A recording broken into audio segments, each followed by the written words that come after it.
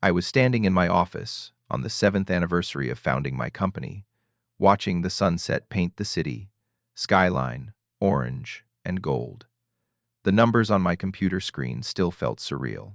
7 figures. 7 years of sacrifice, 80-hour weeks, and countless sleepless nights had finally paid off. My digital marketing agency had crossed the $1 million threshold. I should have felt nothing but pride. Instead, my phone buzzed with a call from Mom, and something in my gut twisted. Her voice was cold when she answered, not the warmth I expected. "We need to talk about your brother, Brandon. Tonight." The celebration I had planned evaporated as that familiar weight of family obligation settled on my shoulders. Before I tell you how a single phone call almost destroyed everything I built, let me know where you are watching from in the comments below. Hit that like button and subscribe, because what happened next will show you why family loyalty has its limits. Now let me take you back to where it all started. 7 years ago, I was 25, fresh out of college with a business degree, and absolutely nothing else. No trust fund, no connections, no safety net. Just a laptop, a dream, and a stubborn refusal to settle for mediocrity. While my classmates were accepting comfortable corporate positions with health benefits and retirement plans, I was building a digital marketing agency from my cramped studio apartment. The space was barely large enough for a bed and a desk, but it was mine, and it was where everything began. Those first months were brutal. I woke up at 5 every morning and worked until midnight, sometimes later. Weekends did not exist. Holidays were just another day to hustle. My first client was a small coffee shop 3 blocks from my apartment. The owner, an older woman named Mrs. Rodriguez, took a chance on me when nobody else would. She paid me $300 to redesign her website and manage her social media for a month. It was not much, but it was a start. I treated that project like it was a Fortune 500 account, pouring every ounce of energy into making her business shine online. The first year was a test of endurance. My bank account hovered dangerously close to zero most months. I ate instant ramen for dinner, more nights than I care to remember. When my laptop charger broke, I had to choose between replacing it and paying my electric bill on time. I chose the charger and sat in the dark for a week until my next payment came through. My friends stopped inviting me out because I always said no. I could not afford a $15 burger and beer when every penny needed to go back into the business. I watched them post pictures from weekend trips and birthday parties while I sat alone in my apartment, cold calling potential clients and getting rejected 99 times out of 100. My family thought I was crazy. Mom called every week, her voice heavy with disappointment. "When are you going to get a real job? Herbert, teaching pays well. You could work for the school district. Benefits, pension, summers off." Her vision for my life was safe, predictable, and suffocating. My brother Brandon would be on speakerphone sometimes, agreeing with her. "Yeah, man, this startup thing is risky. You should just work for someone else." The irony was not lost on me. Brandon was 3 years older, and he had never held a job for more than 8 months. He bounced from warehouse work to retail to food service, always finding reasons why the job was beneath him or the boss was unfair. But somehow, I was the one making poor choices. Year 3 changed everything. A mid-sized tech company found my website through a referral. They needed a complete digital overhaul, and they had a real budget. That contract was worth more than I had made in the previous 2 years combined. I hired my first employee, a talented graphic designer named Amy, who worked just as hard as I did. We moved out of my apartment and into a small office space. It was just 2 rooms above a dry cleaner, and it smelled like chemicals and fabric softener, but it had a door with my company name on it. The growth accelerated from there. By year 5, I had 15 people on my team. We served clients across 4 states. The revenue was solid, and I finally paid myself a decent salary. By year 7, we hit the milestone I had been chasing since day 1. 7-figure annual revenue. 30 employees. A proper office building with a reception area and conference rooms. I had built something real, something sustainable, something mine. Every dollar came from my own sweat and strategic thinking. I had not borrowed money from family. I had not asked anyone for handouts. The success was entirely self-made, and that made it even sweeter. During those 7 years, my relationship with my family stayed complicated. Mom never seemed proud, just relieved that I was finally making money. Brandon continued his pattern of short-lived jobs and long periods of unemployment. I tried to help him a few times. I introduced him to a client who needed a warehouse manager. Brandon showed up late to the interview. I loaned him $2,000 when he said he was starting a landscaping business. He spent it on a motorcycle instead. I offered to teach him basic marketing skills so he could get a stable job. He never showed up for our first session. Eventually, I stopped trying. You cannot help someone who refuses to help themselves. Mom always defended him. Brandon has had bad luck, Herbert. He just needs the right opportunity. Things come easy for you. She never saw the nights I worked until 3 in the morning. She never acknowledged the sacrifices I made while Brandon slept until noon and played video games. In her eyes, I was the lucky one, and Brandon was the victim of circumstances beyond his control. That dynamic set the stage for what came next.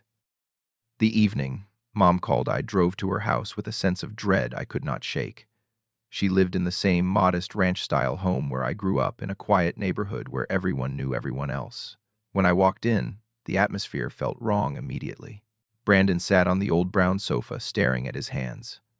Mom stood by the fireplace, her arms crossed, her face set in that expression I knew too well. The one that meant she had made up her mind about something and no amount of logic would change it.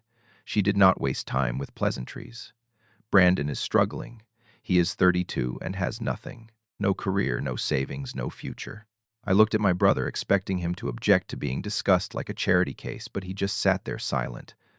I tried to keep my voice gentle. Mom, I have tried to help Brandon before. I can help him again. What does he need? A job reference. I know people in different industries. That is not enough, she said, her tone sharp. You have so much, Herbert. You have a successful business, money, security. Brandon has nothing. It is not fair. The word fair hung in the air like an accusation. I felt my jaw tighten. Mom, I built my company from scratch. I worked 80-hour weeks. Brandon had the same opportunities growing up. We went to the same schools. We had the same support. He made different choices. She waved her hand dismissively. You got lucky. You always were the lucky one. Brandon just needs a real chance. I want you to give him a job at your company. I nodded slowly, willing to meet her halfway. Okay, I can do that. He can start in an entry-level position. I will train him myself. If he works hard, he can advance. Mom shook her head. Not just a job, Herbert. Make him a partner. 50-50. The room tilted. For a moment, I thought I had misheard her. What, you want me to give Brandon 50% ownership of my company? Yes. He is your brother. Family takes care of family. You would still have half. That is more than enough for you. I stared at her, searching for any sign that she understood how insane this request was. Mom, I have spent 7 years building this business. I started with nothing. I risked everything. Brandon has no experience in marketing. He has never worked in an office environment for more than a few months. I cannot just hand him half of my company. Why not? You owe him. I owe him. How do you figure that? Because you succeeded and he did not. That is what family does. They share. I could feel anger rising in my chest, but I pushed it down. This conversation was not going anywhere productive. I stood up. I am sorry, but my answer is no. I will help Brandon find a job. I will even give him a position in my company if he is serious about working. But I will not give away half of what I have built. Mom's face hardened. We will talk about this again. You need to think about what is right. I left that night feeling like I had been punched in the stomach. This was not a reasonable request. This was emotional manipulation, disguised as family loyalty. The next 2 weeks were relentless. Mom called me every single day, sometimes twice. Her messages grew more aggressive. You are being selfish. Your brother is suffering, and you do not care. I raised you better than this. Brandon started texting too, messages dripping with passive aggression. I thought you cared about family. Guess I was wrong about you. Mom says you think you are too good for us now. Then the extended family got involved. Aunt Betty, Mom's younger sister, called me on a Tuesday afternoon. "Herbert, your mother is heartbroken. How can you be so cruel to your own brother? All he needs is a chance, and you have so much. Would it really hurt you to share?" I tried to explain the situation, but she had already decided I was the villain in this story. Uncle Thomas left me a voicemail that was even worse. "Your mother sacrificed everything to raise you boys. This is how you repay her. By hoarding your success while your brother struggles, you should be ashamed." I realized Mom had been telling everyone a carefully edited version of events. In her narrative, I was a greedy son refusing to help his desperate brother. She left out the part where she demanded half my company. She left out Brandon's history of quitting jobs and wasting opportunities.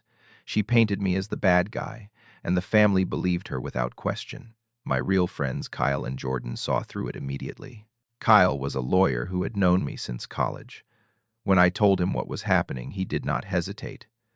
"Do not do it, man. That is financial suicide. Your mom is manipulating you."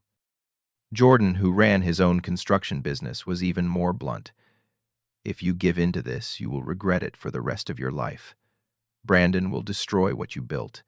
Your mom will keep demanding more. Set a boundary and hold it." Their support helped, but the pressure from my family was suffocating. Every day brought new messages, new guilt trips, new accusations. I stopped sleeping well. I would lie awake at night, wondering if I was being selfish. Maybe I should just do it. Maybe keeping my family was worth more than the company. But every time I considered giving in, I remembered those 7 years of sacrifice. I remembered eating ramen in a dark apartment. I remembered the clients I landed through pure persistence. I remembered the employees who depended on me.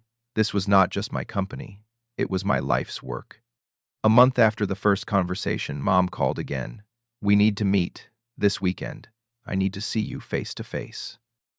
I agreed, hoping maybe enough time had passed for her to see reason. I was wrong. When I arrived at her house Saturday morning, the entire family was there. Aunt Betty, Uncle Thomas, Brandon, even Dr. Stevens, our family physician, was sitting in the living room, looking uncomfortable. My stomach dropped. Mom gestured for me to sit. "I brought Dr. Stevens because I want you to understand what your stubbornness is doing to me. My blood pressure has been dangerously high. I have been having chest pains. The stress of this situation is killing me." Dr. Stevens shifted in his seat, clearly uncomfortable being used as a prop in this drama. "Patricia has been experiencing stress-related symptoms," he confirmed quietly. "I would recommend resolving family conflicts to reduce her health risks." The manipulation was so transparent it was almost insulting, but it still worked. Guilt washed over me in waves. What if something happened to her? What if refusing this insane request actually harmed her health? I looked at Brandon, sitting silently on the couch. Why was he not saying anything? Why was he letting Mom orchestrate this emotional ambush? I took a deep breath. "Mom, I love you. I do not want you to be stressed. But giving Brandon half my company would not solve anything. It would destroy what I have built. I will give him a job, a real job with a fair salary. I will mentor him personally. But I cannot give him ownership. That is my final answer." Mom's eyes went cold. "That is not good enough." I left that meeting feeling worse than ever. The battle lines were drawn, and there was no middle ground. 4 weeks after the intervention with Dr. Stevens' mom made her move. She called me on a Thursday evening and told me to come to her house the next day. "There is something important we need to settle." When I arrived Friday afternoon, the entire family was assembled again.